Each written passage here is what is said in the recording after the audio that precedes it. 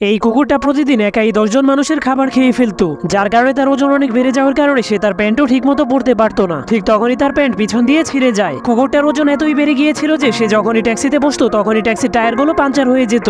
এমনকি তার বসার জন্য 2টি চেয়ারের প্রয়োজন হতো, কিন্তু চেয়ারগুলো তার ওজন বেশি হওয়ার কারণে ভেঙে যেত। এরপর কুকুরটা তার ওজন চেক করার পর অনেক অবাক হয়ে যায়, কারণ তার ওজন বাড়তে বাড়তে 1000 কেজি হয়ে গিয়েছিল, যার কারণে কুকুরটা অনেক টেনশনে পড়ে যায়। কিন্তু তখনই আয়নার মধ্যে তার ছায়াটা কথা বলতে শুরু করে দেয়, যার কারণে কুকুরটা অনেক ভয় পেয়ে যায়। তখন তার ছায়া তাকে বলে, তুই যদি খাওয়া দাওয়া বন্ধ করে দিস তাহলে কিন্তু তুই মরে যাবি। এরপর কুকুরটা বুদ্ধি খাটিয়ে তার সবগুলো খাবারকে ফ্রিজের মধ্যে তালা মেরে দেয়। কিন্তু সে যখনই কোনো কাজ করতে যেত তখনই সে কোনো না কোনো খাবারের ছবি দেখতে পেত, যার কারণে খাওয়া দাওয়া থেকে বিরত থাকতে তার অনেক কষ্ট হচ্ছিল। কিন্তু সে অনেক কষ্ট করে খাওয়া দাওয়া থেকে নিজেকে বিরত রাখার জন্য টানা 1 সপ্তাহ ঘুমিয়ে পড়ে। কিন্তু 7 দিন পর তার শরীরটা ঘুমের মধ্যেই হাঁটতে হাঁটতে ফ্রিজের মধ্যে খাবার খুঁজতে শুরু করে দেয়। তখন সে দেখতে পায় তার ফ্রিজটা পুরোই খালি হয়ে আছে, কারণ তার সবগুলো খাবার তার ছায়াই খেয়ে ফেলেছিল। তখন খাবার না পাওয়ার কারণে কুকুরটার ওজন কমে যায়।